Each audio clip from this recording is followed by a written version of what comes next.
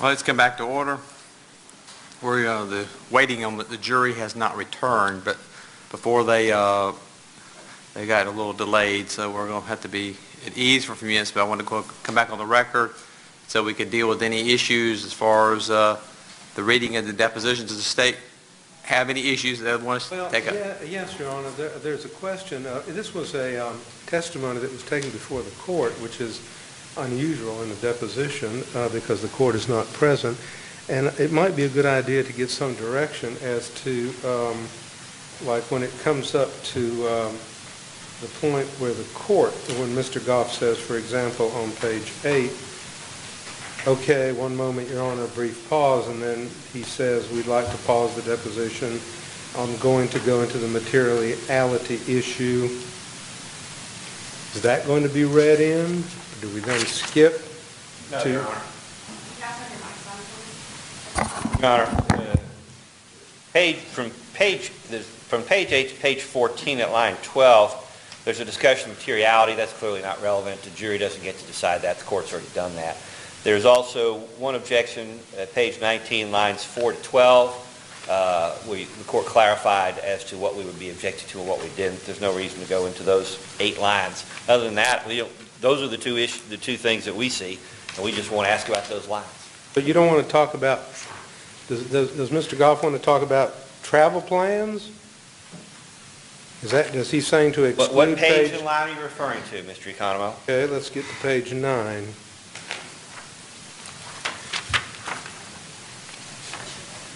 Let's look at the top of page 9.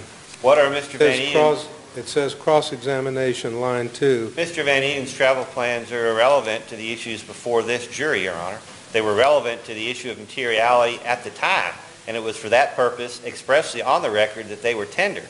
The jury doesn't get to decide whether or not this witness had a good reason to be here or not be here. The court's already done that.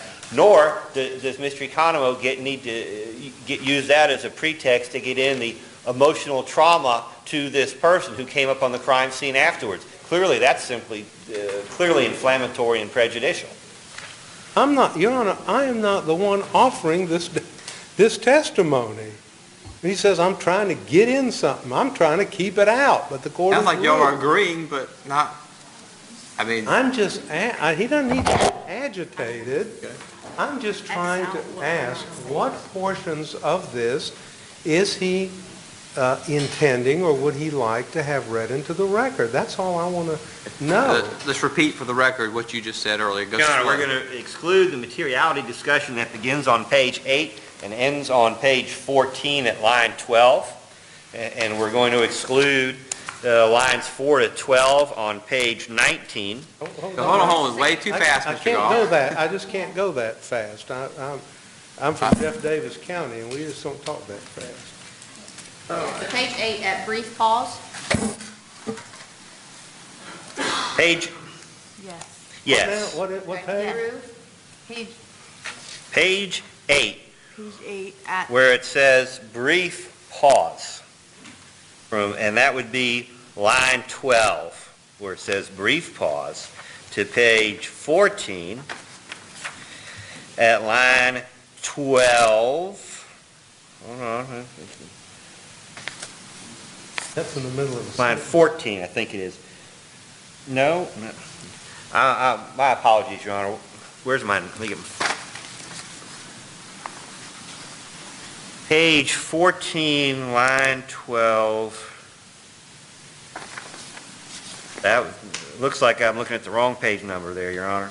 It is page 14, page 8 from the brief pause through page 14. I'm sorry, that's going to be page. We're still going through page 15. No, this isn't. No, what page? Okay, it is page 15, line 12. All right, so if I can understand, Your Honor, where does Mr. Goff propose to stop on page 13 and 14. No, we propose to stop on page 15, Your Honor. So the examination, the cross-examination by Ms. Stewart that begins on page 14 will be read. Yes. No, the cross-examination begins on page 14, but the first question that we will go to is on page 15. Line 14. Rather, line 12. I'm going to now move you to March 21st, okay? Go ahead, Your Honor, if he may just continue. And that's Ms. Hooray. And the only other area is page 19, lines 4 through 12. Hold on. That's wrong. I don't know why the pagination's different that I'm looking at. It would be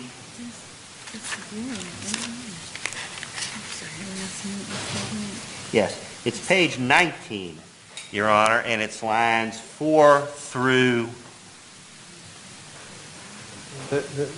20. 14 through 20. Okay, 14 through 20 Is excluded, is excluded. okay? That's it. And then all the remainder, Your Honor, is that correct? Would be read into the record, including Mr. Goff's redirect? And do you, Ms. Hooray, wish to, when it gets time for her, Yes. would she like to read her question? Yes, she would. Who's going to pretend to be Mr., I don't know how you say his name. Van Eden? Van Bearden? Eden. That will be Miss Wood? No, That's that going would to be Mr. Oh, Lockwood. Mr. Lockwood, can you do the South African accent? South Georgia, not South Well, what, is he going to read both? He is going to be the witness, he's going to be the pretend witness all the way through? I think that's what we said, you're going to be, we need to be consistent. So, like we would in a civil trial, one person is going to be, you're going to be the witness, and then who's going to be the, Ms. Wood will be asking the questions. okay? And Ms. Hooray will ask the questions that she asked. Okay. Now, Your Honor, one other thing. Excluded from Mr. Goff's proposal is the reason for the absence of the witness. Now, in this trial, every witness who has testified so far has testified in person, has been subject to cross-examination, and the witnesses can see their demeanor. I understand the court's ruling. I'm not disputing that at all. The court has ruled. But I think it would be appropriate for the jury to know why this witness is not here and is being treated differently from every other witness in In a the civil case. case, I generally tell the jury that they have, that, evidence can come in the form of deposition. The court has allowed this witness who out of state to have his deposition taken. You should give it the same full effect as if he were here. As long as there's some... You wish to add or take away from anything from that? But that's generally what I tell in a civil case. I have no problem with that, but I just think it would be appropriate that the jury understand why the witness is not testifying in person. And I will, and my law clerk, just in the charge that I have prepared for the jury, I reiterate that. Okay. But I do think that I will explain to them that this is a deposition, that That's fine. sworn statement.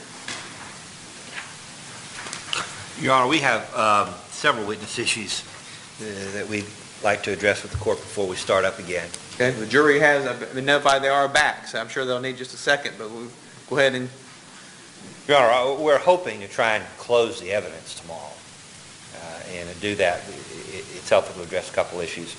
Attorney Kimberly Copeland has advised my office, notwithstanding her lawful subpoena, after I think she was subpoenaed twice, that she's not coming back to court unless we fly her up here.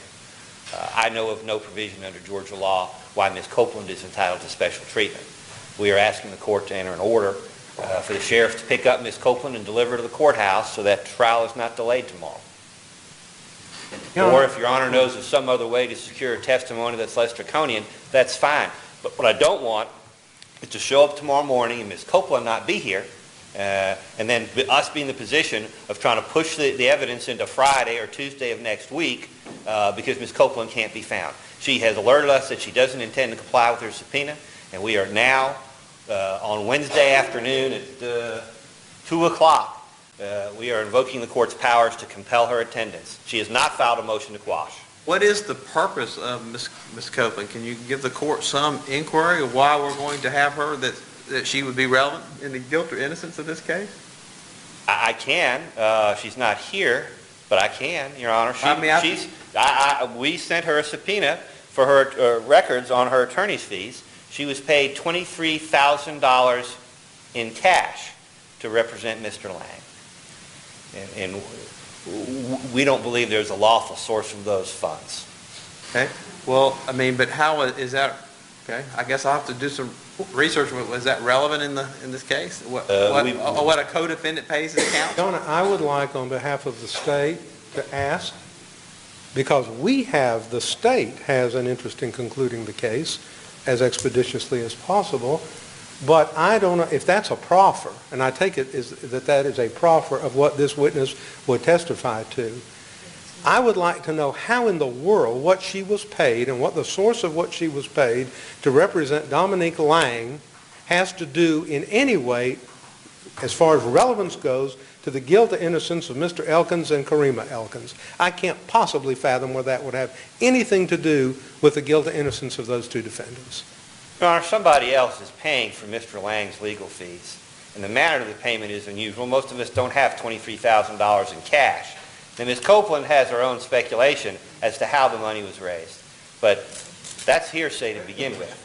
And second of all, it's still, ultimately, if her fees are relevant, how they got paid. The court's concerned is the court's going to spend a lot of money getting Ms. Copeland back up here.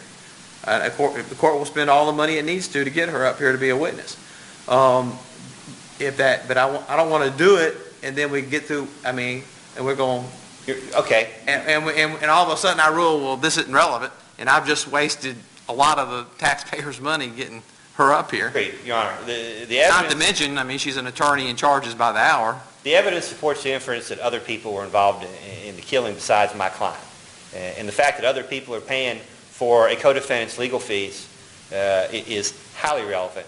And that's not the only reason we need her testimony, Your Honor. We also need her testimony because it is contention of the defense that there is a deal that the state continues to refuse to disclose with Dominique Lang for his testimony, otherwise known in the trade as the wink-wink, nod-nod deal. And for the court reporter's benefit, that's W-I-N-K-W-I-N-K-N-O-D. And everyone in the criminal defense bar knows what a wink-wink, nod-nod deal. It's our contention that Dominique Lang has one, and we're entitled to explore that with a lawyer, Your Honor. And she can get up there and she can deny it, and then we're going to go through the circumstances of her representation, which suggests that either she's the most incompetent lawyer in the history of Georgia, or she's got a deal for her client that she's not disclosing. Now, she's already stated on the record as an officer of the court that she has no deal. I guess I want to know where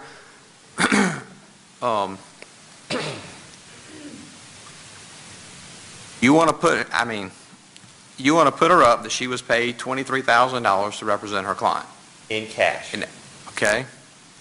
First off, I'm assuming that she stated on the record already, I think, that she was paid a certain amount of money. Did she not? My recollection is she did, Your Honor. But not in the presence of the source of those funds, I'm sitting there, what's going through my mind now was all the U.S. Supreme Court opinions dealing with drug trafficking cases where the government was trying to get after the source of funds for representing drug dealers. Now, I don't remember a body of law, but I think it's fairly...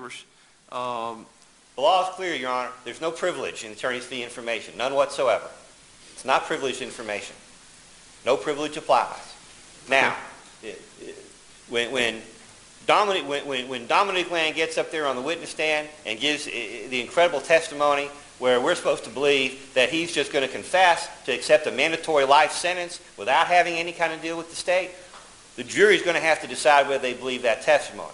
And if Ms. Copeland wants to say that she doesn't have a deal when she's filed one motion on behalf of her client over the last 4 months, waiving all kinds of privileges and protections she has, I think a jury is entitled to infer from her absolute failure to mount any kind of defense for Dominique Lang whatsoever that she has a deal in her pocket, Your Honor. And that is a constitutional confrontation clause issue.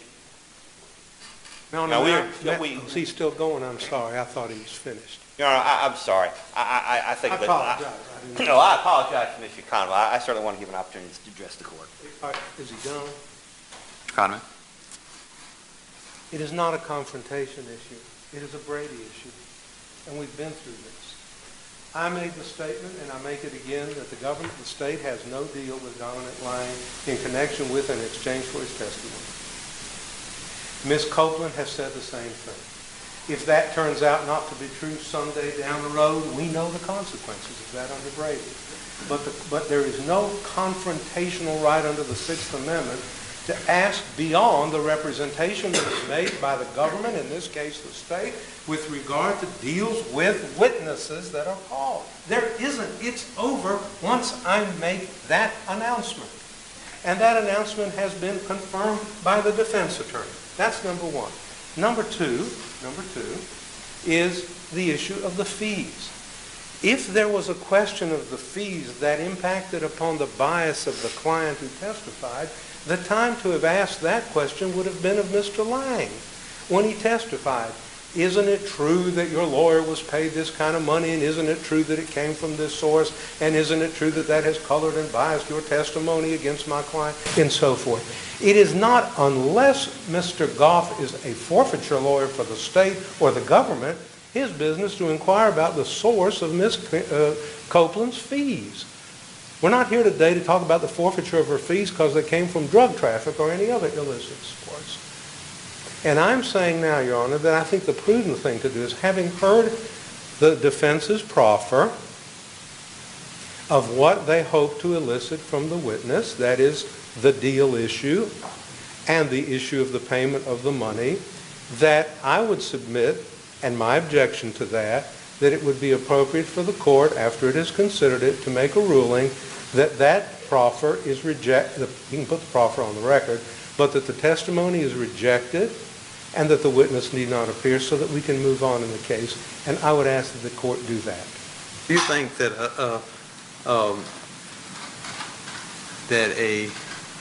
I've never had a defendant want to put up a co-defendant's attorney to verify whether or not they have a deal or not? I have never heard that, and I have been doing this for almost 4 decades. We have made the representation. She has made it. It's on the record.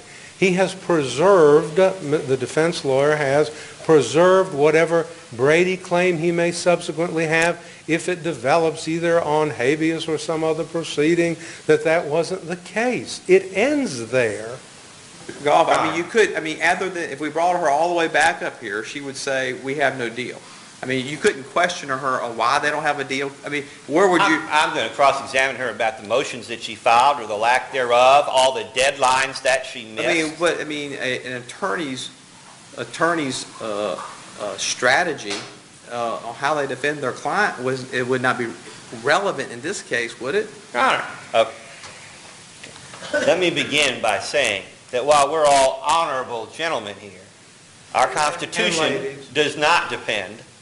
Our Constitution does not depend on the truthfulness of the government. It depends on the defendant's ability to exercise his constitutional rights, including confrontation. Mr. Economo's representation and Ms. Copeland's representations outside the presence of the jury are not a substitute for that same information in front of the jury. Nor is Mr. Elkins nor the jury required to accept the representations of any witness. It is for the jury, as the judges of the facts, to decide whether they believe those representations, Your Honor. And we are entitled to call her. As for the inconvenience, I had suggested to Ms. Copeland that she speak with the prosecutors. We would have been happy to let them call her out of turn the same day that Mr. Lang testified. She and they apparently elected not to do that. So if there's some inconvenience... You've known about this issue for a long time. Do you have a case that you can cite to the court that would give the court some guidance in... Yes, Your Honor. Okay. We have it. Carrillo v. Perkins, Carrillov, Perkins, 723 F. 2nd, 1165, Texas, 5th Circuit, 1984.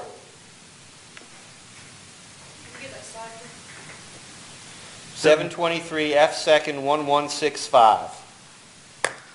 5th Circuit, 1984. Okay, I'll read it on the break, and we'll come back to this issue. All right, what's the, Your Honor, we also have a similar issue. I'm not sure, but I don't think we've received confirmation from Jonathan Miller. He has? He'll be here? Okay. Mr. Miller will be here in the morning, Your Honor. We have a priest penitent or clergyman penitent privilege issue with respect to one of the witnesses we intended to call this afternoon. I'm advising Your Honor of that for scheduling purposes. well, we can't, Court will know that. well, how's that help me with scheduling? I mean, we need to, Well, I was going to that's going to have, suggest, any privilege issues have to be addressed outside the presence of a jury. I was going to suggest that we address that issue at the conclusion of the day's testimony with that witness. That would be Reverend Culpepper. There also, Your Honor, we have two witnesses who are here this morning, Sandra Hallboy and Angela Carter, with respect to statements made by Louis Santiago. Obviously, we would want to address any objections that the state might have as to the admissibility of their testimony before we called Mr. Santiago rather than after. So what we would like to do today at the conclusion of the jury's testimony is to address the admissibility of theirs as well, so that when we get back here in the morning, we've got those issues addressed. Do we have some witnesses we can call today, Judge, without all these issues and trying to push them down the road? I think we called more issues this morning than the state did in the first 3 days of the trial. Who we calling? We're going to bring the jury in. Your Honor, we have the deposition testimony of Sam Van Eden. We have the testimony of Miss Anderson. And then we're going to play the tape, item 170, states 45, as we discussed before lunch. That should bring us to around 4:30. And then we have the testimony of Ray Murat and Jennifer Krause and Mark Amick, the two MTs and a nurse. Their testimony is all quick, and we'll hopefully be able to get them on the road to end the day. That's what we're looking at. Can we get them up before we play this video? I mean, is there some reason we need to wait on them? You know, we've been trying to play this video now for 3.5 days. We think it's time. Well, And while we appreciate the state's interest in helping us present our case, we believe that this is the time to present it. those witnesses who are from Glenn County, we'll stay until we get them done, though. Yes, Your Honor. Okay. All right, let's all rise to the jury. All rise to the jury.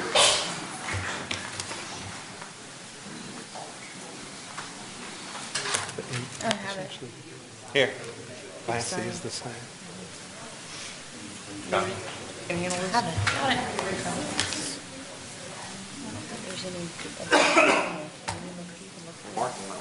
I don't think so. I mean, No, I just, where they The were winners in that 2D. ending and not ending. Then you use video still. I just need to follow this guy. Okay. If you need to do something with that. It's very small.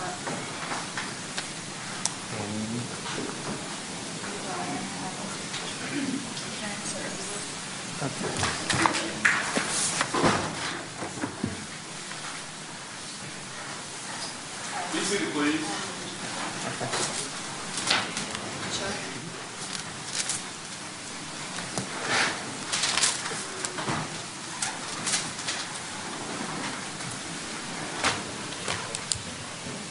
Call. Your Yes, next Your Honor. witness that you wish to call. Your Honor, the next witness is Sam Van Eden.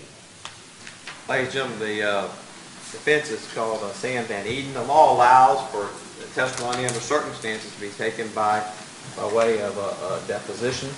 In this case, I charge at this time that this sworn statement of Mr. Van Eden is to be, it'll be read to you with the attorneys.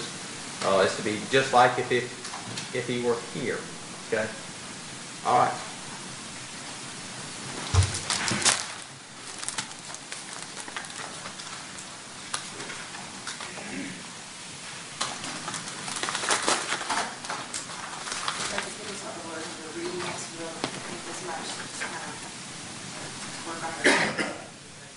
Work on their pace. Speak clearly. Articulately. slowly. Yes, Your Honor.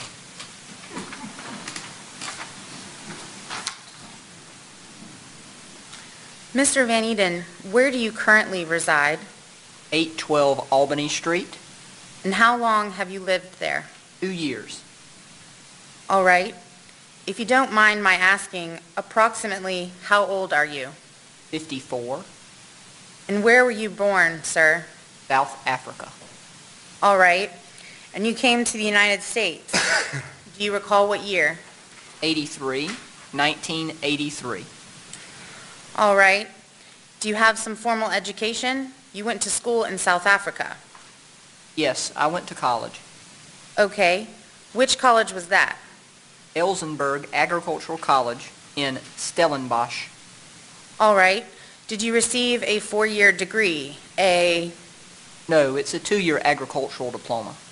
Very good. And that's your background, initially your background was in agriculture. Yes, All right. Let me ask you this. Do you have some kind of military background? yes, All right. And I'm not going to inquire into many details, but is it fair to say you're familiar with firearms and gunfire? yes. All right. Now, I promised you previously I wasn't going to show you any pictures today, and I won't do that. If at any time anything that I'm doing up here becomes an issue for you, you don't hesitate to say so, okay? I don't want to make this any more difficult than it has to be. Okay, What I'm going to do is I'm going to review with you our understanding of what you reported to the police officer on the day in question, okay? okay. And that's it, all right? Do you remember the day of the shooting? Yes, All right. Do you remember talking to a uniformed police officer? yes, All right.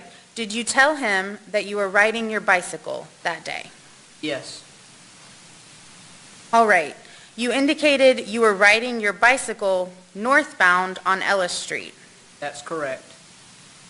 All right. Now, to be clear, the 800 block of Albany Street, there's a cross street there. Do you recall the name of that cross street? Yes, Prince. Prince Street. And you started out from your house and you went down Prince Street. That's correct. And that would be westbound on Prince Street. That's correct. All right. And you had a dog that you were training, I believe you indicated. That's correct. And he was with you. And you turned onto Ellis Street at that point going north. That's correct. All right. And you indicated that you saw a white female with a stroller in front of you. That's correct. All right. And she was also traveling north? I don't know what way she was traveling. As I turned right onto Ellis and I looked up, I saw a female at the other end of that block, which would have been the end of London. I can't recall if she was, I can't say she was turning north or she was turning south. But being that that the stroller stood out in my mind, she must have been sideways at that point. The stroller made such a strong point on me. All right. Is it possible you assumed when you were talking to the officer that she was going north? Yes. Okay. And you were how far behind? Well, it would have been basically a full block. All right. If you previously had said 3/4 of a block, could that be true? Not when I noticed her. Okay. All right. And after she turned the corner, do you remember hearing something? Turned the corner, and as I recall, I heard voices. I thought, what went in my head was, oh no, not a domestic argument, or something was going on that I have to run into. Okay. Do you recall describing the sounds you heard to the police officer as a pop? Yes, I heard a pop, thinking firecracker pop sound. Sir, if the police officer recalled you said that it sounded like a small caliber gun, That could be what I remember.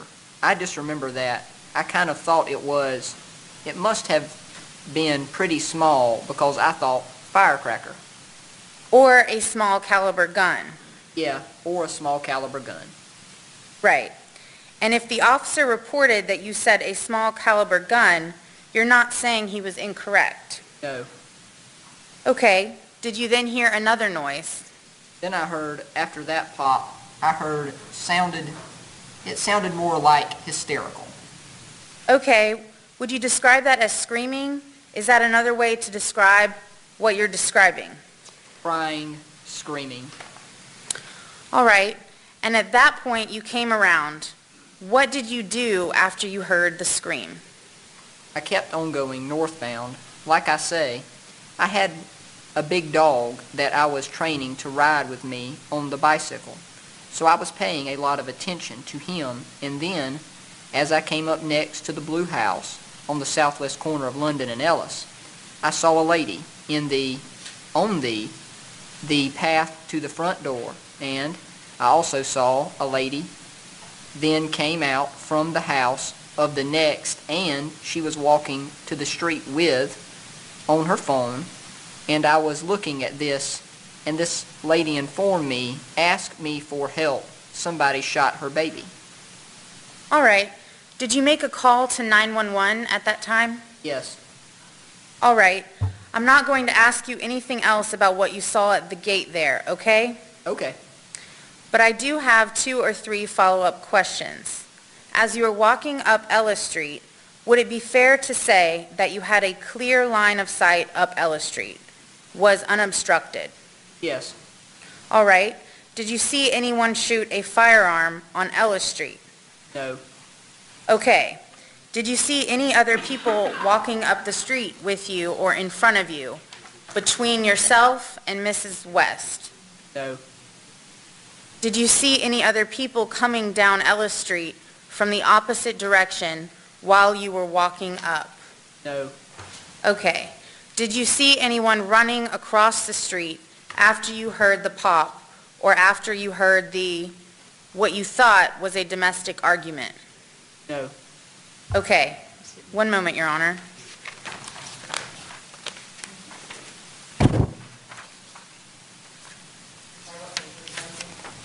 Page 15, line 12.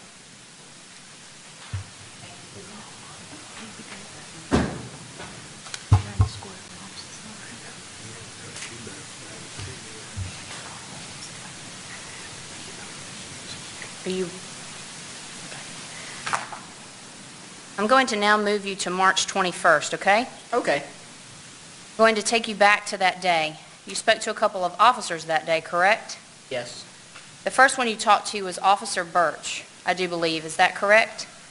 I can't remember what. You don't remember names? Okay.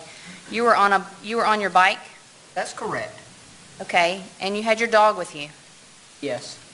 So you were maneuvering a bike and a dog? Yeah. The dog was on a leash on my right-hand side. All right. I think you testified that you were a block behind Miss West or a block behind the lady with the stroller. That's correct. Okay. And you heard a pop, is that correct? That's correct. Okay. And you testified that you had a military background. So when you say a pop, you mean? It wasn't an AK-47. It wasn't a 9mm. It wasn't a .38 Special. Or it wasn't a powerful gun. So if we're going smaller in your military background, would you say a .22? That's what I said. That's what I believed it was. When you spoke to the other officer, Officer Garrett, I think you spoke to him inside your house? That's correct.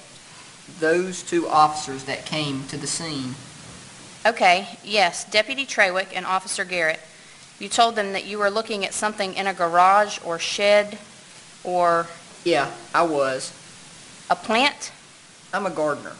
So I was riding on the road, my bicycle, dog's on the right-hand side, so I'm making sure the dog doesn't cross the road, and I'm looking to see what's flowering to get an idea what to plant and things like this. I remember the wisteria was blooming. And so at that point, I was driving past one of those houses that's abandoned, houses or empty lots, and I was looking in to see what's blooming or whatever. Okay, so is it safe to say you weren't looking straight ahead the whole time? No, And in fact, you had your attention diverted by your bicycle, your dog, and this shed with the plants over to your side? yeah, Okay.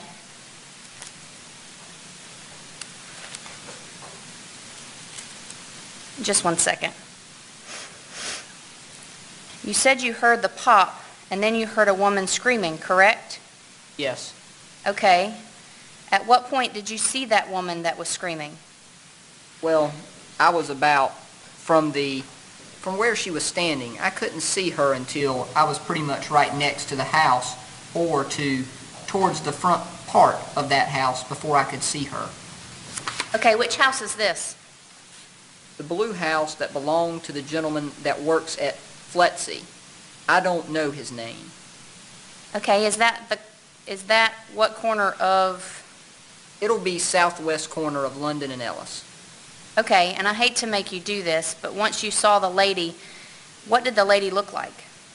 It looked like a mother that was crying and was looking for help. Do you remember what she was wearing?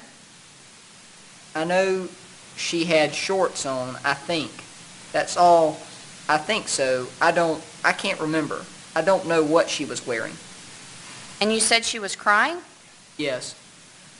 Are you talking a little crying, hysterical crying? What kind of crying would you classify that as? It was crying, and it was just, she was saying, help me, help, please somebody, please help me. Somebody shot my baby. Somebody shot my baby. And I said, what? And she said, somebody shot my baby. And I looked to see if it's an argument going on with her husband or like another person was there to see where is the gun. The gunman was, and that's when the other lady came out, and that's when I took my phone and phoned yes, she was in some degree of hysterics. I did misread one line and I corrected it. Did you see anybody with a gun? No, Did you see Sherry West with a gun, or did you see the lady with a gun, the lady with the baby? Did she have a gun? no, Okay. Did you see the shooting? no, Prior to getting to her, prior to you hearing the gunshot, while your attention was diverted, is it possible that somebody else was there that could have shot her and the baby that you missed while your attention was diverted? yeah, there could. There could have been people that that I couldn't even see. You mentioned hearing arguing before. Was that before you heard the pop? Yes, Okay. Were you able to identify any of those voices once you were to where the lady with the stroller was? what do you mean? Were you able to pick out that, yes, it's this person or this person that was arguing? No. Okay. There was a woman's voice, and there was another voice, a man's voice. It wasn't a woman's voice. It was, like I say, I thought there was a domestic argument going on. Okay, and did you hear that coming from the direction of where the lady with the stroller had in that direction? Yes. But you never saw who? No, the house was between me and her, so Which house? Is this the house that you went to look at the plant? no, the blue house, the house on Ellis. Okay, the house at the southwest corner Yes, of Ellis and London. Okay. And this argument you heard was just before the pop? that's correct. Okay, you said you heard a woman's voice and then how many other voices do you think you heard? One voice. The one other voice besides the woman's voice. Yes. Is that correct? Okay. Could you tell what they were saying? No. So you just heard two voices, Yes. kind of muffled? Okay. looking back at the demeanor of Sherry West and the lady with the baby, and what you saw once you arrived at the location where she was there anything that indicated to you that she had done something to the baby? No. Nothing further at this time.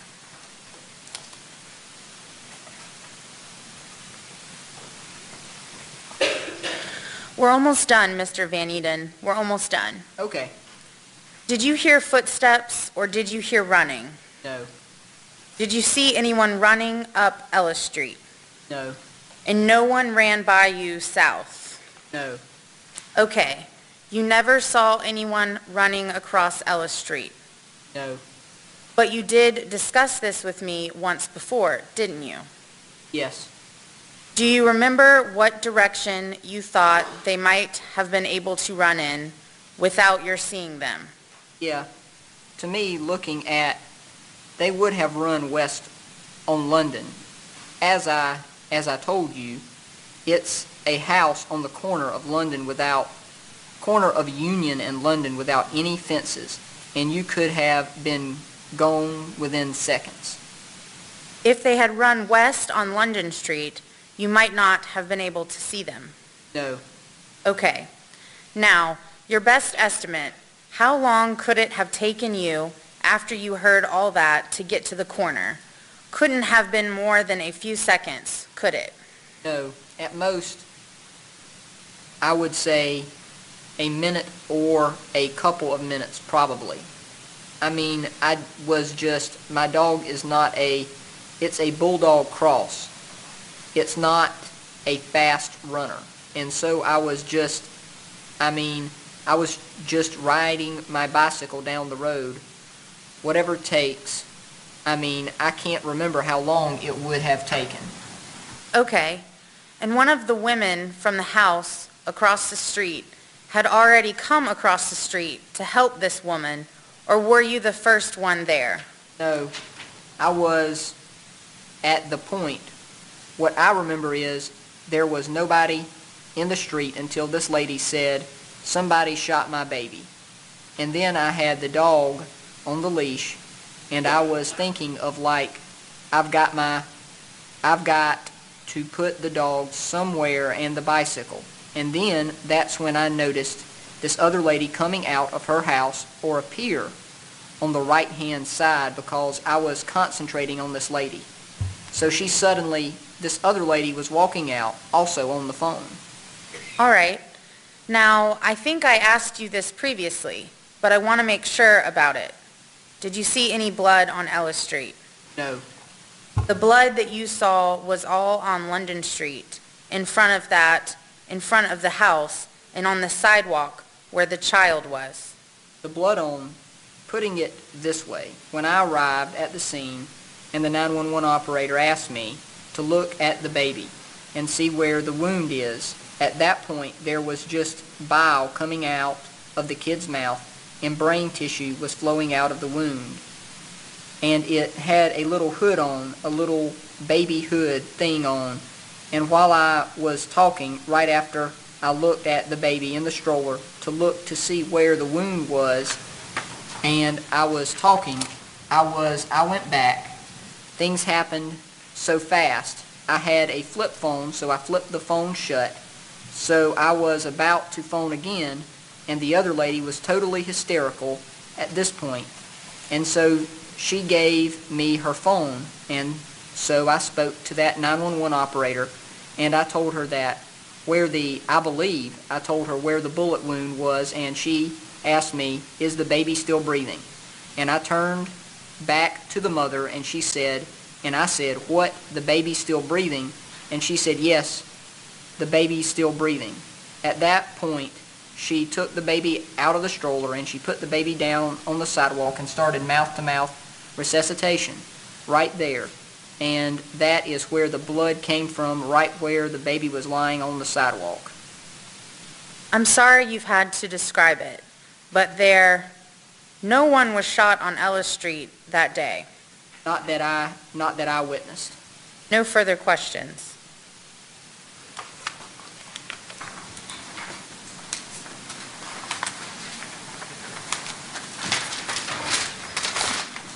Call your next witness.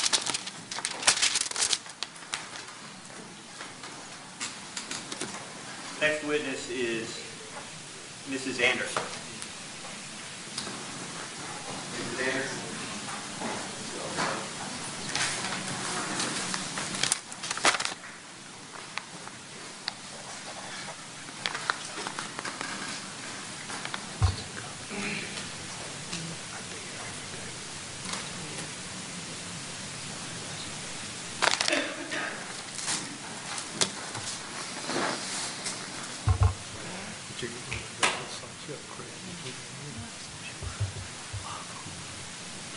Around the witness stand, remain standing to be sworn, please. Do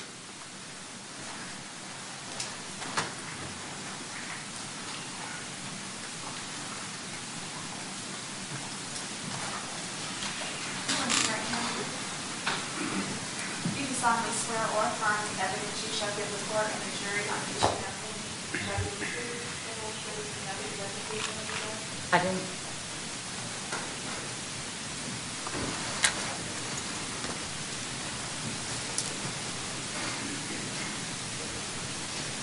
Good afternoon. Would you please tell the jury your full name? Kimberly Priester Anderson. And Kimberly, where do you live? I live at 710 George Street in Brunswick, Georgia. Now, do you have any other family in Brunswick? Yes, I do. Well, before I get there, are you presently employed? Yes. Where do you work? I work at Barber's Body Shop in Brunswick, Georgia. And how long have you lived in Brunswick? Most of my adult life, since I was about 20 years old. You got family in Brunswick? Yes, I do. Do you know anyone who lives on London Street? Yes, I do. Who would that be? My mother? And are you familiar with your mother's house? Yes. That's located at 708 London Street? No, she's at 810 London I'm Street. sorry, 810 London Street. Correct. All right. I'm sorry, 801 London. I'm at 710 George. And do you spend time at her residence from time to time? Yes. Do you recall whether you were at her house on the day that there was a shooting? Yes, sir, I was. Do you remember whether that's March 21st? Correct. Do you recall whether you were at her house on that day? Yes, I was. Do you recall which room of the house you were in? Yes, sir, I was in what, it's like the guest room upstairs. Okay. Now, the police report refers to it being her daughter's bedroom, but that would be you. That would be mine, yes. Okay, and you stay there from time to When time? when I stay there, yes, that's my room. Okay. Now, let the record reflect, I'm showing what's been marked as Defendant's Exhibit 42. Before I do that, let the record reflect, I'm showing Defendant State's 42 to the state. May I approach witness, Your Honor? Okay.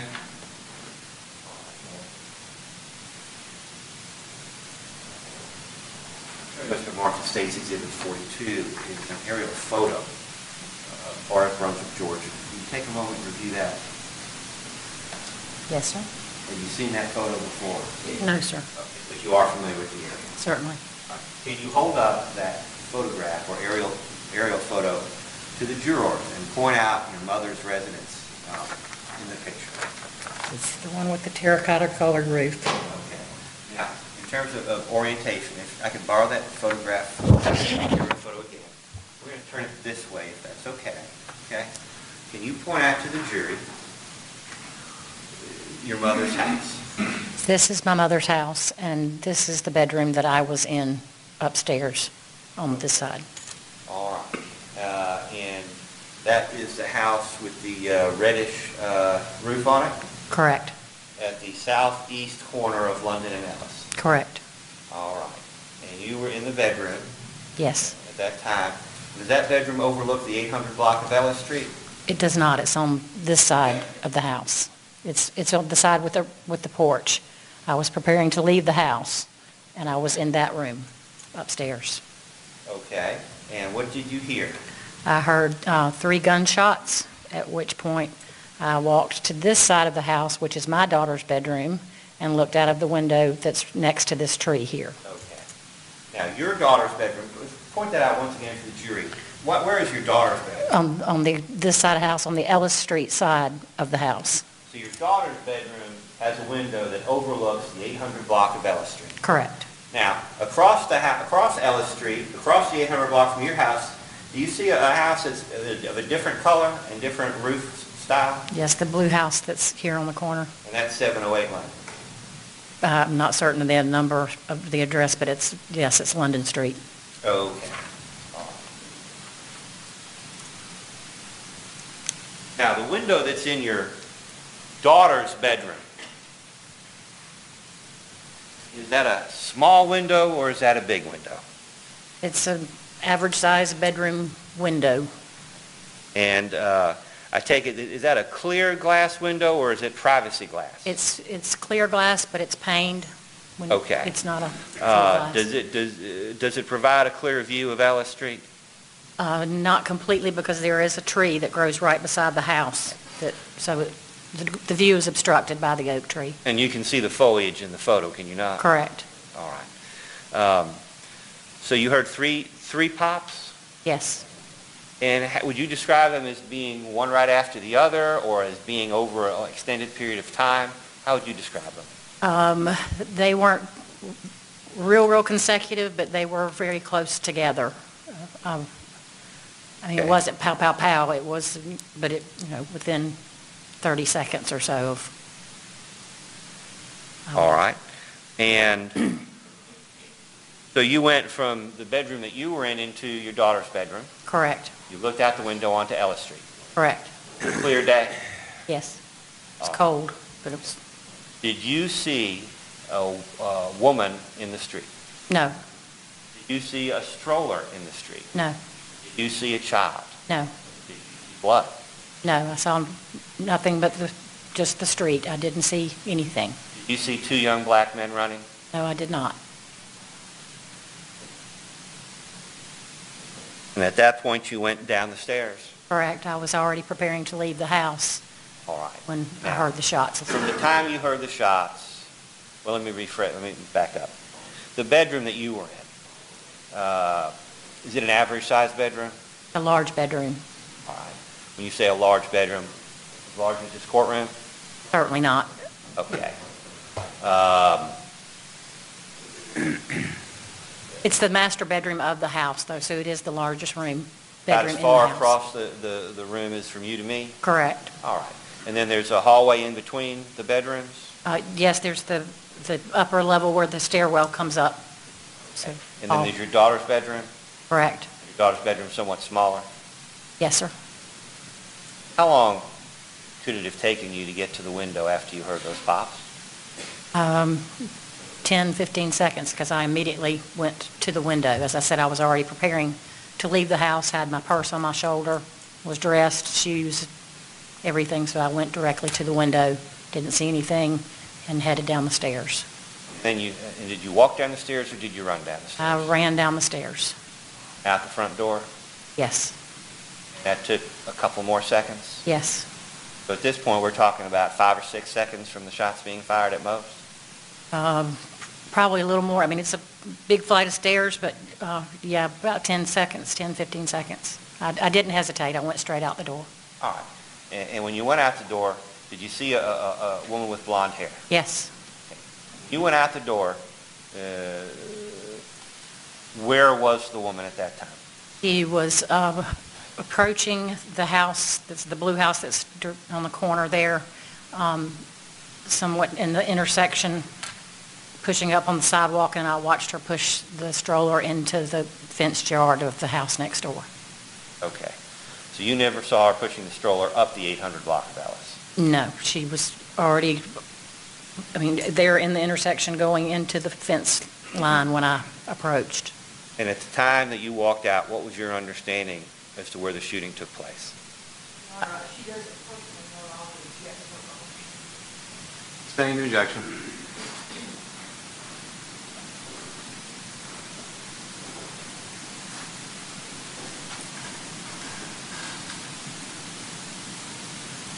You never saw anything take place on Ellis Street that day, did you? No, sir. All the activity that was out there, for example, let the record reflect, I'm showing what's marked as State's Exhibit 24 in the state. May I approach witness, Your Honor? You may. I'm showing you a list of marked identification purposes. It states Exhibit 24.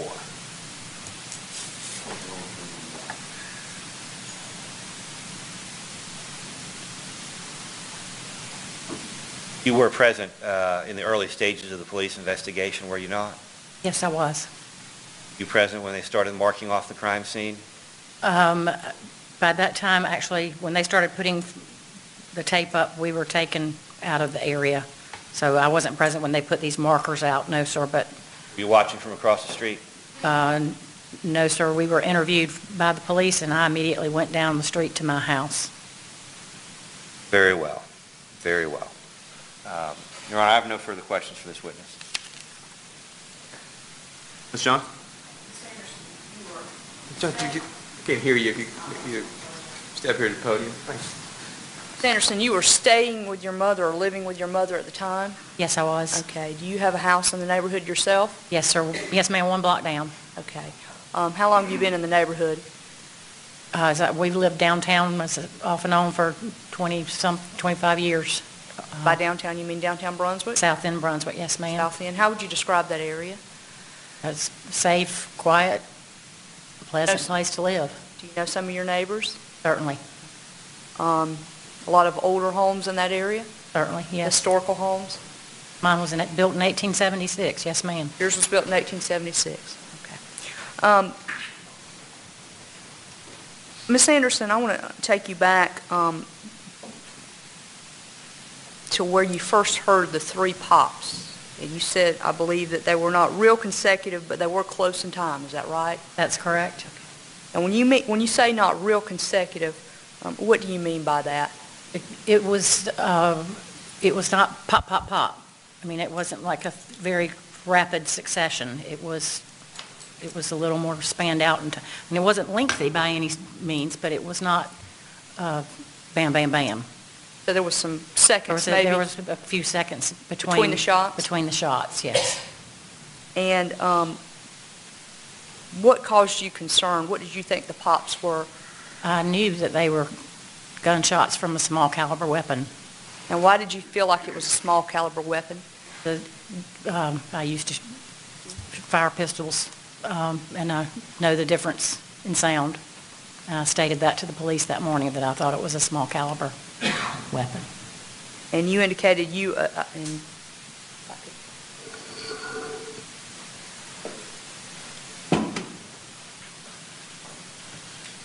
going to show you the screen and ask you a couple of questions about this photograph Mr. Goff just showed you, Ms. Anderson.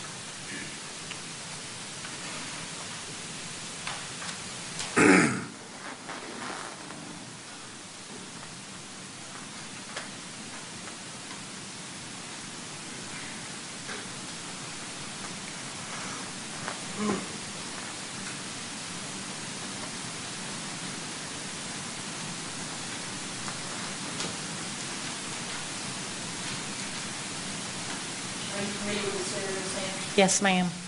That appeared to be your parents' or your mom's house? Yes, ma'am. Okay. And you were in a bedroom where? Is that? The room where you just had your pen, where that screen porch is, upstairs. If you go back just a little bit, come this way, you can see the screen at the back of the house there. The screen porch is upstairs. That's the bedroom. Yes, and I went, and Bedroom here? I was in that bedroom when I heard the shots. Okay. And what, that is facing the opposite side of Ellis Street, is that That's right? correct. Okay, and that's where you first heard the shots? That's correct.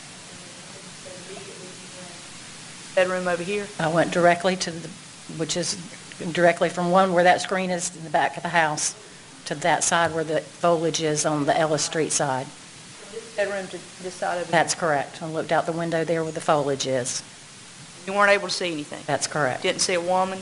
Didn't see anything. Didn't see anything, okay. And you said your view is partially obstructed by that tree, is that right? Correct. Okay. The So tree then stands you- right outside that window. Tree's right outside that oak tree? Yes. And you went down the stairs and the Down the stairs and out the front door of the front door residence. faces what street? Faces London. Out the front. And your mom, where was she? She was standing right inside the front door downstairs. Okay. And Did you tell your mom anything when you went down there? I went outside past her, dropped my pocketbook, and had some plants in my hands. Because as I said, I was preparing to walk out of the door. I dropped everything on the porch and ran to where this picture is, Okay. inside the gate. And when you came out this front door, Your Correct. Honor, I'm going to object that the state keep pointing to the far side of the house when the witnesses are testifying to the side closest to Ellis Street. Your Honor, I think the witness can direct me where to point, and I've got her on cross. Overruled. Ms. Anderson, will you tell me if I'm pointing in the wrong place? Okay. Tell me what street the front of that house faces. It fronts, it's 802 London, it fronts on London. That's correct. Front door of that house is on London Street, That's correct. and you came out the front on London. Yes. Okay. And when you came out the front on London, your mom was still at the door? She was right inside of the doorway of the house. Yes, she was inside.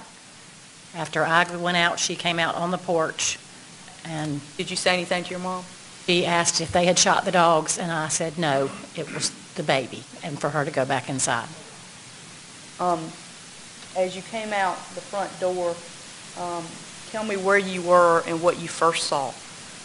When I first came out the door, I saw her in the intersection pushing the stroller up into the fenced, correct, up into the fenced area in front of that house. That's Okay, this correct. house I'm pointing at, That's the house to where she was. circle, you see the little red circle here? Yes, Is that the inside fenced area you're speaking of? yes. I saw her first originally in about right where your pin is, there, there in the exact, almost there. And she John, make the pushed. witness come down, I want to make sure that Okay. I'm doing this accurate, I don't want to Please step down. misstate anything.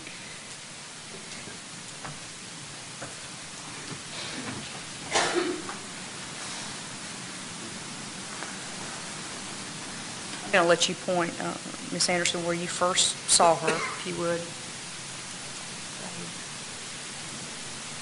I first saw her approximately. Microphone down to where she's. Okay. Saw her first approximately here in the intersection, and she went around this bush and pushed up into the area here where the stroller was. But she was somewhere around here. I was running from the front of the house here, and she pushed up in there, and by the time she got inside the fence, I was at the gate with her. Thank you, Ms. Anderson. Ms. Anderson, did you see anyone else other than the lady with the stroller and the baby at that time? Hold on, let her get back to the witness stand. Oh, Judge, sorry. All right, ma'am. No, ma'am, I did not. And what did you do did you make contact with her at some point? The first thing, before I ever even left the porch at my mother's, I had my phone in my hand and was on the phone with the police. Okay. And I ran to the gate. By that time, there was a gentleman walking his dog, and he came up behind us, so it was the three of us there. Do you know that gentleman's name? I'm not certain of his name. He's one of our neighbors, but I'm not. Is it maybe Mr. Van Eden? That's his name, yes. So did he get there before or after you? I believe he was after me. Okay. When you first saw the baby stroller and the lady with the blonde hair, where was the baby? Baby was in the stroller. See the baby while it was in the stroller? I did. Tell us what you saw. Your Honor, objection to relevance. Your Honor, how can he put a witness up that was first on scene and object to relevance of questions I'm asking her? Are we going to show the jury another set of pictures of the dead I've not child? shown anything, Your Honor, but I'm entitled to ask this witness what she saw. She has his witness on cross. Ms. Anderson, can you tell me what kind of condition the baby was in when you saw the baby? My opinion, the baby was dead. Okay. Did you see any injury on the baby? Yes. What did you see? Bullet wound in his head. And did you have an opportunity to observe the mother of the baby? I did. Can you tell us what her demeanor was at that time? Of course, hysterical, and she took the child out of the stroller and put him on the ground and began to try to resuscitate him, What specifically did she do to try to resuscitate the baby? trying to give him mouth to mouth. And where were you when this was going on? On the inside of the gate, right there in the gateway, on the phone with the police. And You were one of the first people to call 911? Correct? Did other neighbors come over? Yes. Apparently, there was many 911 calls that day. I'm not certain who was who. Were there other people that came on scene and tried to help the baby? Mr. Van Eden? Mr. Van Eden was trying to aid her, and he took my phone and told the police that there was no signs of life. Was there a reason why you gave him your phone? She was asking questions. I was trying to ask him questions, and I think there was a language barrier. He speaks with an accent? Correct. Did Miss West, or the mother of the baby you saw there, did she say anything? She, when I first came out of the house, was screaming, "They shot my baby, they shot my baby." And then when she got the baby out of the stroller and his lungs froze, and she said, "He's breathing." And she tried to resuscitate him. Did you see a gun anywhere there at the scene that day? Ma'am, I did not. Other than Miss West, or the mother and the baby in the stroller, did you see anyone else there that day? No, ma'am.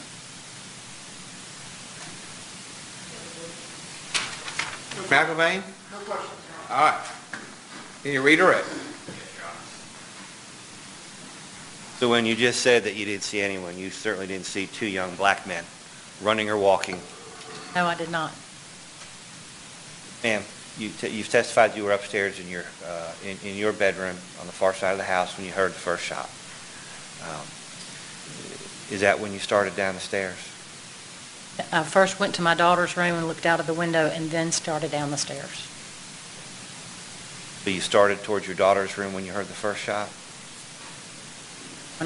Yes. And by the time you heard the third shot, were you on the stairs, or were you still in All your of the daughter's shots had room? been fired by the time I looked out of the window. Okay. So all three shots had been fired in the time it took you to walk across the one bedroom and to the window of the other. That's correct. Thank you. No further questions. Anything further?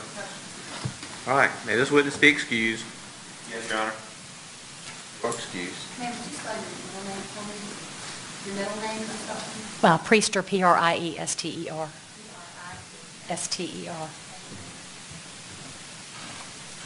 Call your next witness. All right, this time it's time to play the videotape. Stage 45, I believe. You need about 30 seconds or so to set that up. We haven't been back in session, but since that's fairly lengthy, we'll go ahead and take a recess and come back in and finish it. All right.